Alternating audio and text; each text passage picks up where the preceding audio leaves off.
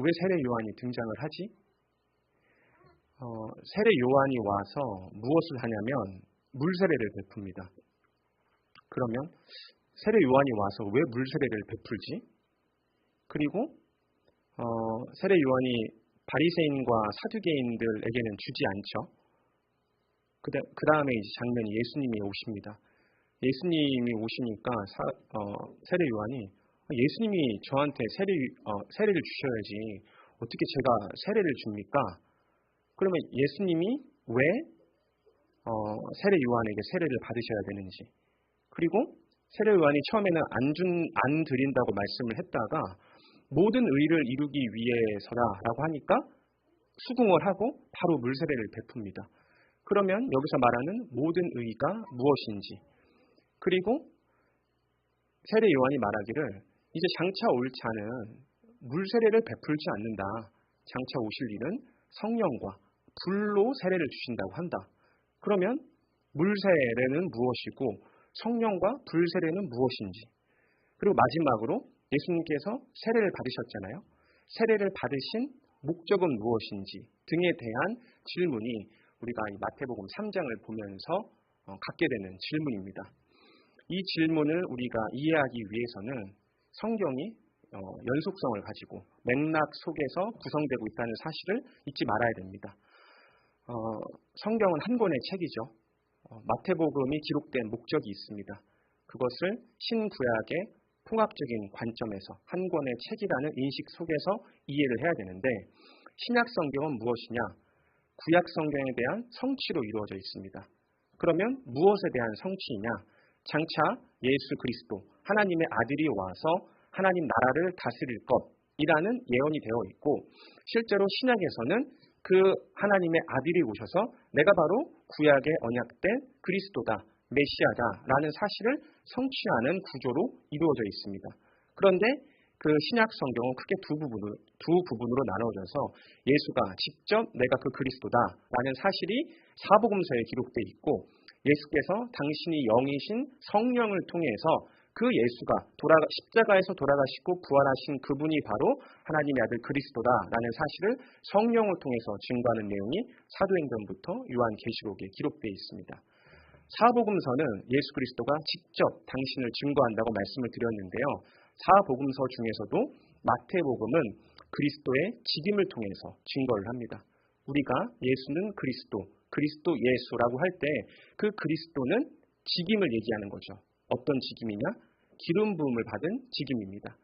하나님은 기름 부음을 아무한테나 붓지 않으셨죠. 세 가지 특별한 직임에 기름을 부으셨습니다. 그것이 선지자이고 왕이고 제사장이었어요. 예수가 그리스도의 직임으로 성취한다는 말은 실제로 당신이 그 직임에 맞는 직무를 감당한다라는 사실로 마태복음에서 그리스도를 증거를 해주시고, 그것이 이제 5장부터 선지직으로 나오는데 그 앞에 1장부터 4장까지는 그 그리스도의 직임은 아무나 맡을 수 없어요. 반드시 자격 요건이 필요합니다.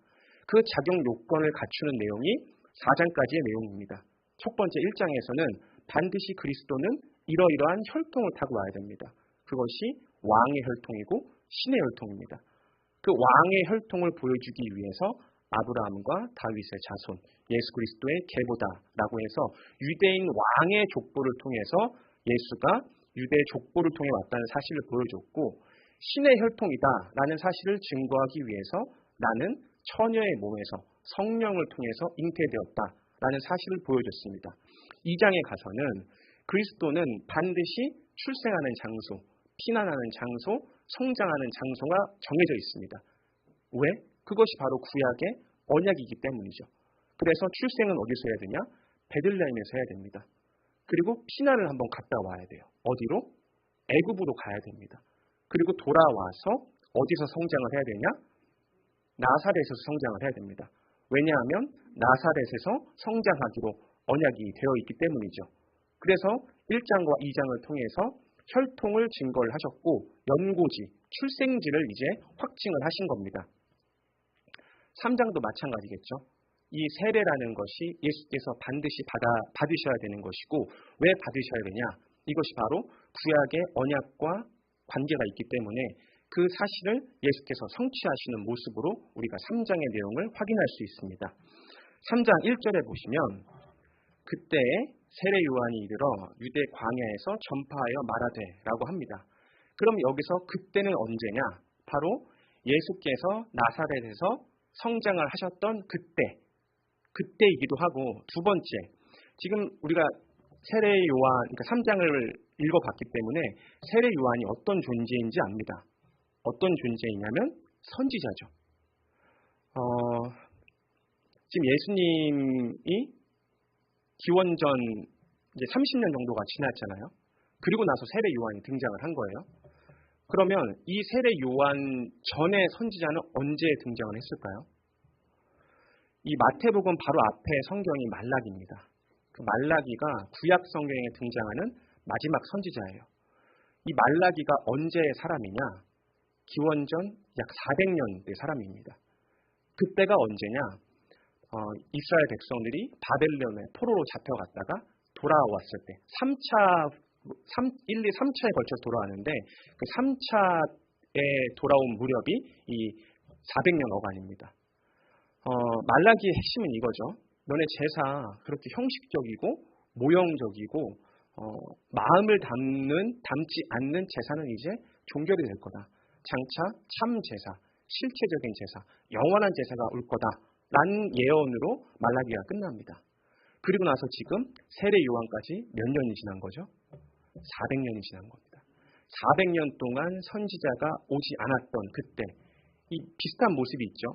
이스라엘 백성들이 애굽에서 400년 동안 종사를 했을 때 하나님께서 이스라엘 백성을 구원하기로 약속하신 그 약속처럼 모세를 보내시고 이스라엘을 건져낸 역사적인 사실이 있습니다. 지금 세례 요한이 등장한 때가 언제냐? 400년간 선지자가 없던 그때에 세례 요한이 이르러서 유대 광야에서 전파하여 말하고 있습니다. 유대 광야는 어떤 지역이냐면 유대에 있는 광야입니다. 그 크기가 어느 정도냐면 남북으로는 한 100km가 돼요. 그리고 동서로는 약 20km가 됩니다. 그 지형에는 대부분 산이에요. 한 400에서 1000m 정도 되는 산으로 되어 있습니다. 아주 황량하고 척박하고 나무나 이런 게 자라지 않죠. 거의. 참 재밌습니다. 세례 요한이 지금 어디서 선포를 하냐면 예루살렘 한 복판에서 하는 것도 아니고 사람이 많은 버나바에서 하는 것도 아니고 어디서 하고 있냐면 유대 광야에서 하고 있어요. 그럼 이런 질문을 할 수 있죠. 왜 세례 요한은 400년 만에 등장을 했을까? 그리고 와서는 사람들 많은 곳에서 좀 절하지 사람들이 잘 찾지 않는 유대 광야에 와서 선포를 할까? 그러면서 2절에 전파하는 내용이 뭐냐면 회개하라 천국이 가까이 왔느니라 라고 얘기를 합니다. 회개라는 것은 이게 돌이킬 회죠. 마음을 돌이킨다는 뜻입니다.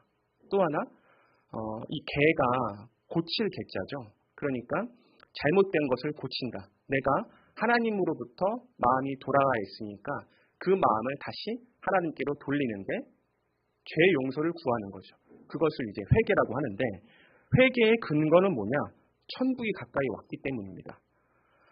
천국이라는 것은 하늘나라죠. 하늘 왕국. 간단하게 말하면 하나님 나라를 말하는 겁니다. 천국이 왔다는 것은 이제 세례 요한 다음에 바로 등장하는 인물이 하나님의 아들 그리스도시죠.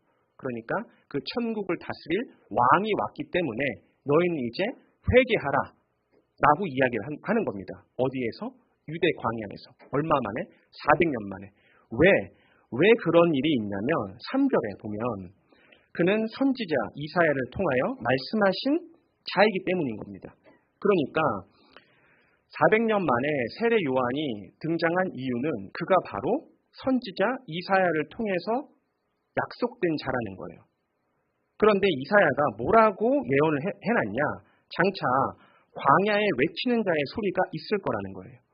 그러니까 세례 요한이 와서 사람이 잘 찾지 않는 유대 광야에서 복음을 선포하는 이유는 장차 선지자, 그리스도가 오기 전에 선지자가 올 건데 그 선지자가 어디서 선포하기로 약속이 돼 있으니까?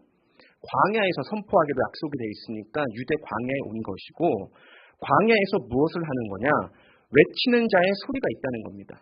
그러니까 세례 요한이 와서 전파하며 말하면서 외치는 거죠. 회개하라, 천국이 가까이 왔다. 그 이유는 바로 구약의 그 선지자 이사야가 예언한 그 말씀이 그대로 이루어지는 모습입니다. 그러면서 광야에서 외치는 자의 소리가 있어 이르되 너희는 주의 길을 준비하라, 그가 오실 길을 곧게 하라라고 이야기를 하고 있습니다. 이사야 선지자 당시에 이 주의 길을 준비하라, 그가 오실 길을 곧게 하라라고 이야기했던 실질적인 이유가 있었어요. 그게 뭐냐면 이사야 선지자 때는 이스라엘 백성들이 바벨론에 끌려가 있었죠. 그러니까 그 바벨론에 있는 백성들이 계속 그곳에 있어서 영원히 소멸되는 것이 아니라 반드시 70년 후에 회복된다고 약속이 돼 있었거든요. 이사야 지금 선지자가 예언하는 건 뭐냐? 그 70년의 때가 지나면 돌아올 테니까 주의 길을 준비하라, 그가 오실 길을 곧게 하라라고 알려주는 겁니다. 그들이 와서 무엇을 할 거기 때문에 나라를 회복하고 성전을 다시 세울 거기 때문에 그 사실을 미리 알려주는 것처럼 세례 요한도 이제 천국이 가까이 왔으니까 그 왔다는 사실을 알려주면서 주의 길을 준비하는 겁니다. 그 주의 길을 준비하는 방법이 뭐냐? 회개를 하고 주님 맞을 준비를 하는 거죠. 그러면서 4절에 보면 이 요한은 낙타 털옷을 입고 허리에 가죽띠를 띠고 음식은 메뚜기와 석청이었더라. 지금 우리가 하나님의 계시서를 보고 있습니다. 하나님의 말씀이잖아요. 그런데 지금 뭐라고 하는 거냐면 요한의 입은 옷을 얘기하고 있어요. 허리에 뭘 둘렀고 뭘 먹고 있는지 이야기를 합니다. 이게 크게 중요해 보이지 않아요. 이게 없어도 되지 않나? 이런 생각이 들 수 있습니다. 그런데 지금 마태복음 3장 1절에서 4절의 핵심은 뭐냐면 세례 요한이 누구냐? 이거를 밝히고 있단 말이에요. 그러니까 4절은 반드시 들어가야 됩니다. 왜냐하면 열왕기 하 1장에 보면 그 대표적인 선지자가 등장을 합니다. 엘리야 선지자예요. 그 엘리야 선지자를 표현할 때 뭐라고 표현을 하냐면 그는 털이 많은 사람이고 허리에는 가죽띠를 띄었다. 그 사람이 누구냐? 디셉 사람 엘리야다라고 표현을 해요.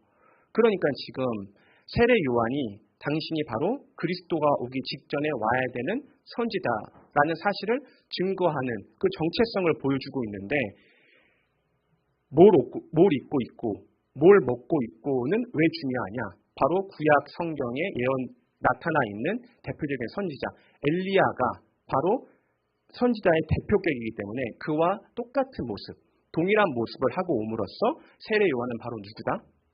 선지자다라는 사실을 보여주고 있는 겁니다. 메뚜기는 율법에 보면 나와요.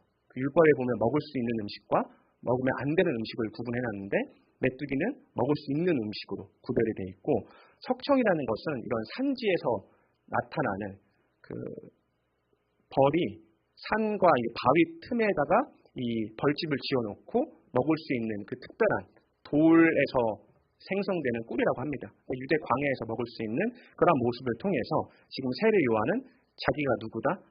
선지자다라는 사실을 보여주고 있습니다. 그리고 이제 5절부터 12절까지는 세례 요한이 당신이 선지자로서 무엇을 증거하는 내용이 나옵니다. 그 증거하는 내용이 뭐냐면 5절에 보면 이때 예루살렘과 온 유대와 요단강 사방에서 다 그에게 나와서 자기들의 죄를 자복하고 요단강에서 그에게 세례를 받는다고 합니다.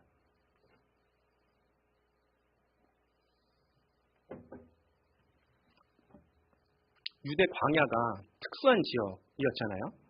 다 산이고 황량하고 사람이 살지 않는 곳입니다. 그런데 이때 예루살렘과 온 유대와 요단강 사이에서 다 세례 요한에게 나오는 겁니다. 그러면서 세례 요한은 주의 길을 곧게 하고 주의 길을 준비하라고 했는데 그 방법으로 회개를 이야기했잖아요. 그러니까 실제로 사람들이 와서 뭐를 하는 거냐면 자기들의 죄를 자복을 하는 겁니다. 이게 무슨 말이냐면 400년 동안 선지자가 없었다고 했잖아요. 이게 구약 시대에도 동일한 문제가 있었어요. 동일한 문제가 뭐냐면 이스라엘 백성들이 우리가 이렇게 거짓말하는 사람이 많은데 참 선지자를 어떻게 구분합니까? 라고 물어봤을 때 신명기에 보면 이렇게 대답을 해줍니다. 참 선지자가 오면 증언도 있고 성취함도 있다. 그걸 보면 안다는 거예요.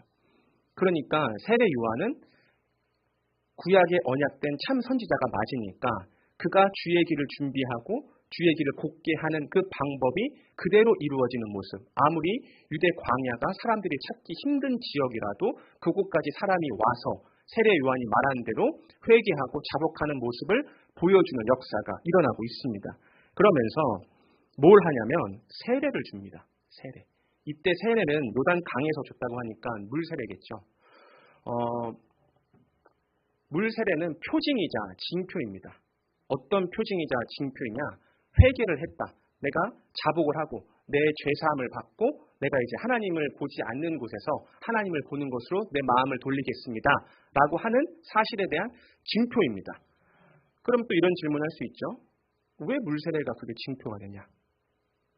이것도 마찬가지로 구약시대에 예언이 되어 있는 모습입니다. 어떻게 예언이 되어 있냐? 이스라엘 백성이 12지파를 형성하기 전에 전 인류가 범죄를 저지른 적이 있습니다. 하나님의 아들들과 사람의 딸들이 혼인을 하는 거 보고 하나님이 이거 안 되겠다. 너희들 다 죄인이니까 모든 사람을 쓸어버리겠다라고 하시면서 심판을 하셨던 적이 있습니다. 그때 심판의 도구가 뭐였냐면 홍수였어요. 홍수로 다 씻겨버리고 죄악을 다 씻겨버리고 하나님이 선택하신 그 거룩한 백성만 남겼던 사건. 그게 물로 죄를 씻고 새로운 생명을 낳게 하는 예표의 모습이죠. 이런 모습은 계속해서 등장합니다. 이스라엘 백성들이 400년 동안 하나님을 섬기지 않고 애굽 왕 바로를 섬겼죠. 이때 400년 만에 해방이 되는데 해방될 때 어떤 일이 있었냐? 홍해를 건넙니다. 홍해를 건너면서 죄악된 이집트 백성들은 다 홍해에서 씻겨져 버리고 거룩한 백성으로 선택받은 이스라엘 백성만 홍해를 건너 나오는 사건. 이후에 시내산에서 율법을 받을 때도 하나님께서는 너네 나올 때 옷을 깨끗하게 빨아라 라고 율법을 세워주시고 제사장들이 지성소에 들어갈 때도 반드시 뭘 하냐면 손을 씻어야 됩니다. 그러니까 이 씻는다는 것은 죄를 씻고 생명을 낳는다라는 의미가 있거든요. 그러니까 지금 세례 요한이 와서 물 세례를 주는 이유가 이러한 맥락 속에서 세례를 베풀었고 그 세례를 베푼 핵심은 뭐냐? 이제 천국이 가까이 왔기 때문에 죄를 자복하고 주를 맞이할 준비를 하라라는 근거로 볼 수 있습니다. 그러면서 7절이죠. 요한이 많은 바리새인들과 사두개인들이 세례 베푸는 대로 오는 것을 보고 이르되 독사의 자식들아 누가 너희를 가르쳐 임박한 진노를 피하라 하더냐라고 합니다. 바리새인과 사두개인은 누구냐면 바리새인은 지금으로 말하면 율법주의자입니다. 율법을 맹신하고 율법을 지켜야만 구원을 얻는다. 그 다음에 내가 구원을 받았으니까 이제 율법을 지킴으로써 구원받았다는 증거를 보여주겠다라는 율법주의, 공로주의자들을 바리새인이라고 하고 사두개인들은 누구냐? 예수께서 죽으신 다음에 부활하시잖아요. 믿기 어려운 일입니다. 일반적으로 일어나지 않는 일이에요. 예수께서 처녀의 몸으로 잉태가 되셨다. 마찬가지죠. 그러니까 초자연적이고 초월적인 사건은 믿지 않고 과학적이고 일반적으로 일어나는 상식선에서 일어나는 일만 믿겠다. 현대말로 하면 자유주의자들입니다. 이러한 자들을 사두개인들이라고 하는데 이들이 이제 세례 베푸는 대로 오는 것을 보고 독사의 자식들아, 이거는 이스라엘 욕입니다. 누가 너희를 가르쳐 임박한 진노를 피하라 하더냐. 그러므로 회개에 합당한 열매를 맺어라. 그러니까 지금 세례를 주지 않는 거잖아요. 왜 세례를 주지 않느냐? 회개에 합당한 열매를 맺지 않았기 때문입니다. 회개에 합당한 열매는 뭐냐면 천국이 가까이 왔다는 사실을 알고 마음으로 하나님께 돌아가는 거죠. 그런데 지금 바리새인과 사두개인들은 그런 모습을 하지 않고 단순히 물 세례라는 형식을 통해서 구원을 받지 않을까라는 생각으로 세례 요한에게 접근을 했던 겁니다. 그러면서 9절에 보면 속으로 아브라함이 우리 조상이라고 생각하지 말라. 내가 너희에게 이르노니 하나님이 능히 이 돌들로도 아브라함의 자손이 되게 하시리라. 아브라함이 우리 조상이라고 지금 바리새인과 사두개인들은 믿고 있는 거잖아요. 왜냐하면 구약시대의 구원은 어떻게 이루어졌냐? 혈통으로 이루어졌어요. 그 혈통이 어떤 혈통이냐? 아브라함의 씨로 난 자야만 구원을 얻은 거예요. 그러니까 사두개인과 바리새인들은 바로 아브라함의 후손들이니까 내가 모형적으로, 형식적으로, 육체적인 혈통으로 그들의 자식이니까 내가 구원을 받는다라고 생각을 하고 이 세례를 받으러 나왔던 거죠. 그런데 세례 요한은 하는 말은 더 이상 그런 시대는 끝났다. 왜? 실체이신 하나님의 아들, 그분이 오셨기 때문에 더 이상 모형적인 의식으로 너희가 구원을 받는 게 아니라 혈통으로 구원을 받는 것이 아니라 실체를 통해서 구원을 받는 시대가 왔다. 왜냐하면 하나님이 능히 이 돌들로도 하나님의 아브라함의 자손이 되게 하시리니. 그러니까 하나님의 능력으로 구원을 받은 거잖아요. 하나님의 능력으로 구원을 받았다는 말은 뭐냐면 하나님의 선택에 의해서 구원을 받았다는 거예요. 바리새인과 사두개인 너희가 잘나서 구원을 받는 것이 아니라 너희는 선택을 받은 거야. 그 선택을 할 수 있는 이유는 하나님의 능력이 있기 때문이고, 그러니까 하나님은 얼마든지 돌들로도 아브라함 자손을 만들 수 있는데 너희 바리새인 사두개인들 그런 의식을 통해서 이제 구원을 받는 것이 아니라 하나님의 방법, 그 방법이 바뀌었다. 어떻게? 모형적인 방법에서 이제 실체적인 방법으로 바뀌었다라고 말씀을 하시면서 10절에 이미 도끼가 나무 뿌리에 놓였으니 좋은 열매를 맺지 아니하는 나무마다 찍혀 불에 던져지리라고 합니다. 도끼가 나무 뿌리에 놓였다라는 것은 임박한 심판을 의미를 하는 거죠. 그리고 좋은 열매를 맺지 아니하는 나무, 이것은 회개하지 않은, 자복하지 않은 마음을 말하는 거고, 세례 요한은 이런 자들, 바리새인과 사두개인들 같은 자들에게는 물세례를 거부했죠. 단순히 물세례를 거부하는 것으로 끝나는 것이 아니라 이들이 어떻게 되는 거냐면 찍혀서, 그런 나무는 찍혀서 불에 던져진다라는 사실을 보여줍니다. 11절, 나는 너희로 회개하게 하기 위하여 물로 세례를 베풀었어요. 그런데 내 뒤에 오시는 이 천국이죠. 천국의 주인이신 그리스도는 나보다 능력이 많으시니 나는 그의 신을 들기도 감당하지 못하겠다. 신을 든다는 것은 이 유대시대, 유대사회에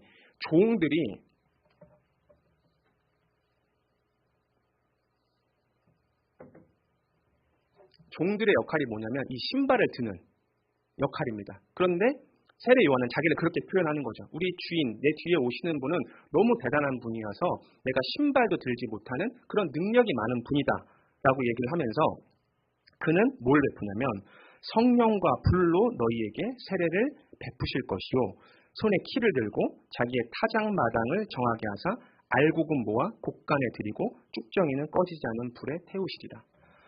지금 세례가 총 3가지가 나옵니다. 첫 번째는 물세례, 두 번째는 성령 세례, 세 번째는 불세례죠. 물세례는 우리가 설명을 했습니다. 어떤 회개했다는 마음에 대한 표시다. 그것이 왜 표시가 되느냐? 구약시대의 역사가 물로 씻기고 정결하게 하는 의미가 있었기 때문이다. 두 번째, 불세례는 쉽게 의미가 들어옵니다. 물세례를 받지 못한 자, 그러니까 회개를 받지 못하는 자가 심판을 받게 되는데 심판을 받게 되는 모양, 형태가 어떠냐? 불심판이 임한다는 거예요. 불로 태워서 사그라들이고 알곡은 모으고 쭉정이는 다 태워버린다. 이게 실체이신 예수께서 오셔서 그냥 적당히 봐주는 게 아니라 불로 태워버린다는 겁니다. 그게 불세례의 의미예요. 그 다음에 지금 중요한 거는 성령 세례입니다. 물세례도 알고 불세례도 알겠는데 그러면 성령 세례는 뭐냐? 한 가지 차이점이 있습니다. 그 사도행전에 보면 성령이 불같이 임했다라고 하잖아요. 그거는 그 예루살렘의 성령이 임했을 때 나타나는 어떤 증거로서 그 모양을 나타낸 것이고 지금 3장에서 나타낸 것은 불세례와 성령 세례를 구분하고 있죠. 불세례는 심판을 의미하고 그러면 성령은 물의 어떤 기능과 연결이 되냐? 생명과 당연히 연결이 되겠죠. 왜냐하면 죄를 씻기고 다시 사는 거니까. 그러면 성령 세례는 무엇이냐?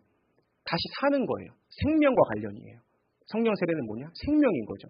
그러면 어떻게 성령 세례가 생명이 되느냐? 지금 우리가 받는 것도 무엇을 받는 거냐면 그리스도의 영을 받는 거거든요.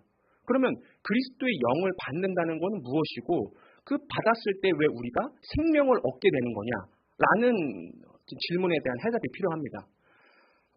이 구약시대의 모습을 보면 태초에 인간이 아담이었잖아요. 아담이 하나님의 생영으로 인해서 창조가 되었습니다. 그런데 에덴 동산에서 반드시 먹지 말아야 할 과일이 있었어요. 그게 선악과였습니다.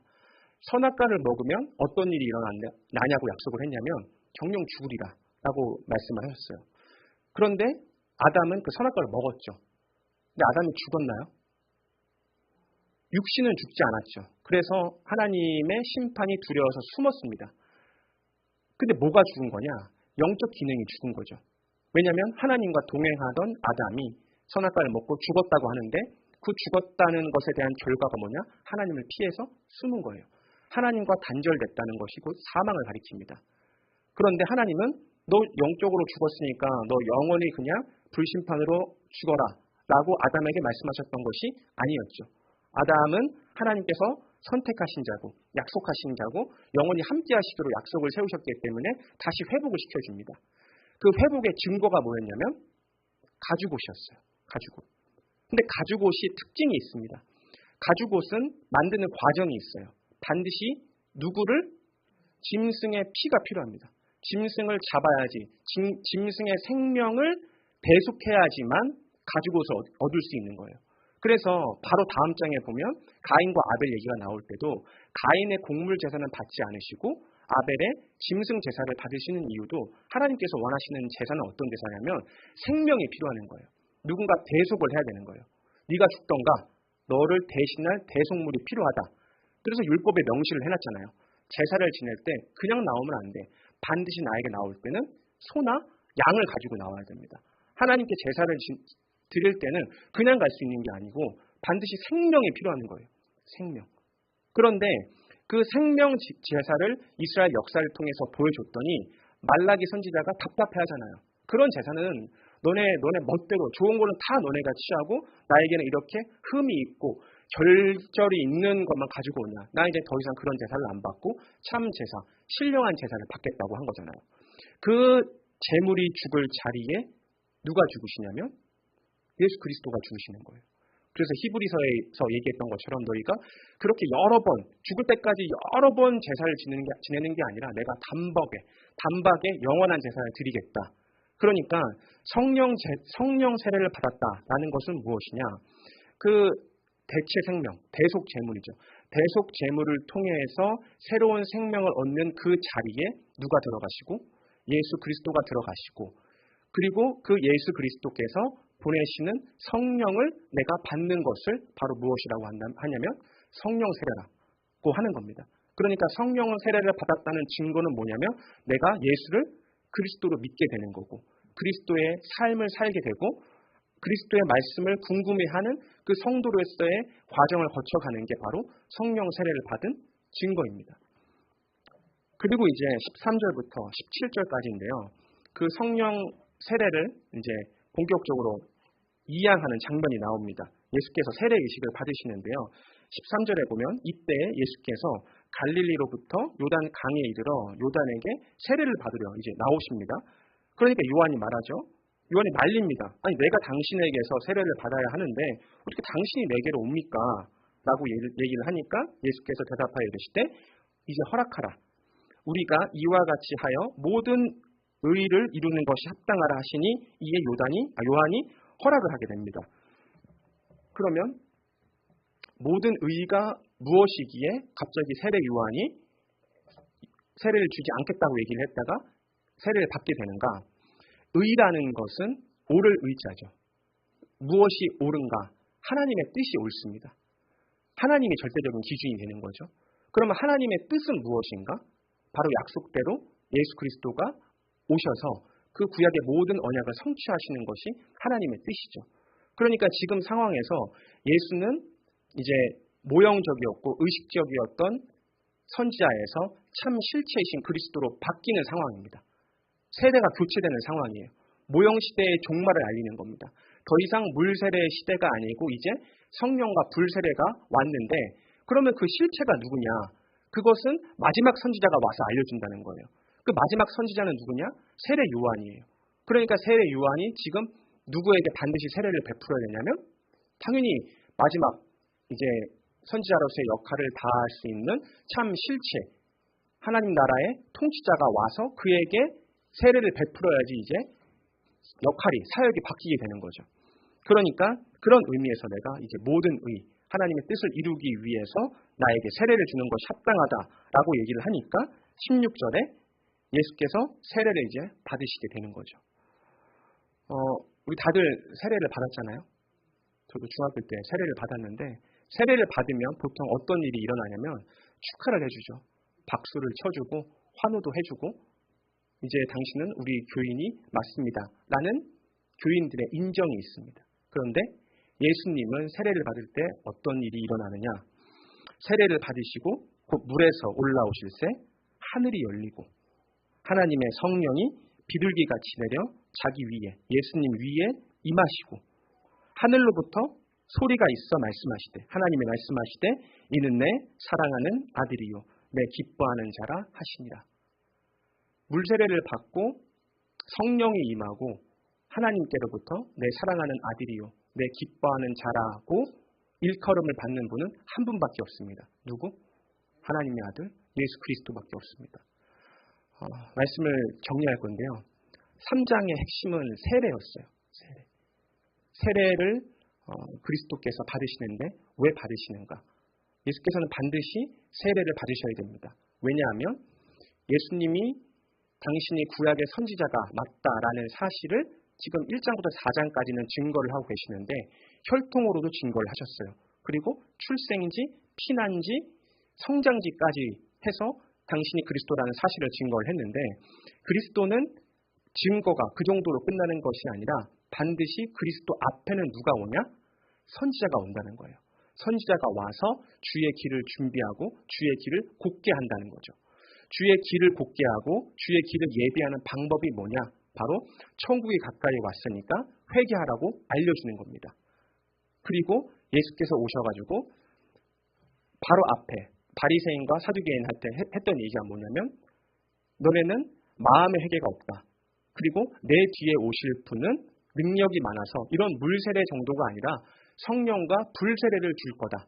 그 자가 바로 누구냐? 예수께서 세례를 베푸시고 그 세례를 받았을 때 예수님께는 어떤 일이 일어났냐? 성령과 성부가 오셔서 이 자가 바로 내 사랑하는 아들이고 내 기뻐하는 자다라는 사실의 확증을 통해서 예수가 바로 구약의 언약된 하나님의 아들 그리스도가 확실하다라는 사실을 확인해 볼 수 있습니다.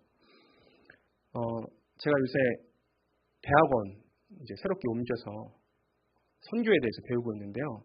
굉장히 놀라운 사실이 1930년대 이슬람의 전 세계 인구가 2억 명 정도가 됐답니다.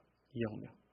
그런데 지금 2022년을 기준으로 전 세계 이슬람 인구는 17억 5천만 명입니다. 그 비율을 보면 한 해에 3,500명이 아니라 3,500만 명이 늘어나고 있습니다. 방송에 뉴스에 보시면 지금 넷플릭스에서 굉장히 인기가 있는 프로가 있죠. 나는 신이다 라는 게 있어요. 거기서 보면 JMS에서 다루고 구원파, 아가동산, 또 만민중앙교회 등을 다루고 있죠. 구글에 검색을 해보셔도 나오는데 국내 이단 이렇게 쳐보면 약 100여 개의 이단이 있습니다. 그 중에 핵심은 한 11개에서 12개가 되는데요. 그들을 믿는 사람의 수 약 200만 명 정도 된다고 합니다. 개신교 성도가 자꾸 줄어들고 있다고 하잖아요. 이게 1000만 명이 깨졌습니다. 약 700만 명에서 800만 명 정도로 보고 있거든요. 그러니까 10명 중에 7, 8명은 교회를 다닌다고 하는데 그 교인 수는 급감한다고 하죠. 급감. 작년 2021년에 합동측만 했을 때도 30만 명이 줄었습니다. 그런데 반대로 이단은 급증을 하고 있는 거죠. 이단들이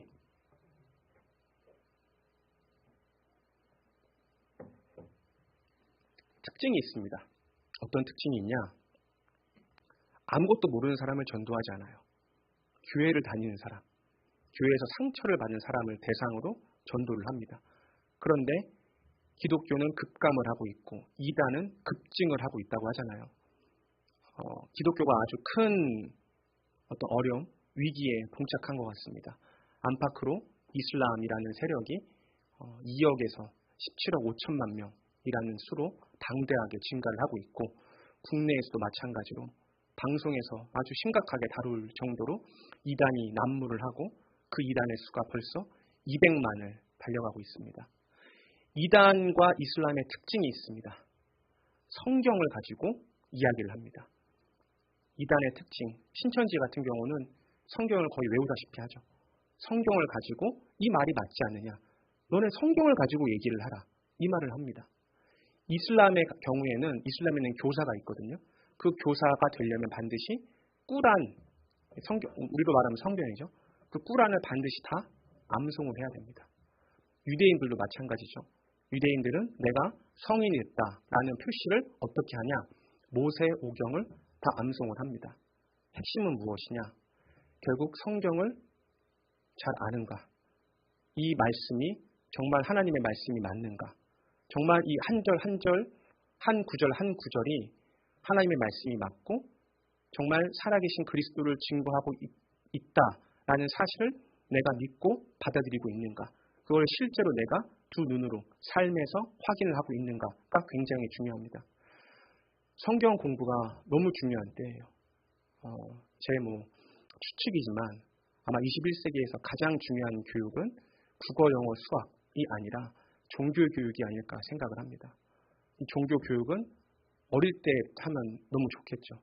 이 어릴 때부터 이 성경 한 구절이 어떤 의미를 가지고 있고 이 단어는 무엇을 가리키고 있으며 이것이 어떤 교주나 어떤 알라나 이런 존재를 가리키는 것이 아니라 영원 전부터 우리를 사랑하셔서 우리를 선택하시고 우리를 값없이 죄 없다고 의롭다고 성도를 삼아주실 하나님의 그 약속의 말씀이자 예언이라는 사실을 확인시켜주는 것이 너무나 중요한 것 같습니다. 찬송하시겠습니다. 찬송 제목이 오소서 성령님이에요. 성령의 역할이 바로 예수가 그리스도라는 사실을 아는 거였잖아요. 우리가 다들 성령을 받고 사는 삶을 살고 있습니다. 그 삶의 증거가 바로 그리스도를 깨닫고 그리스도를 증거하는 삶인데 여러분의 삶 가운데에서도 날마다 말씀 묵상하고 기도로 하나님의 뜻을 구하고 또 깨달은 하나님을 찬송하는 삶을 살아가셨으면 좋겠습니다.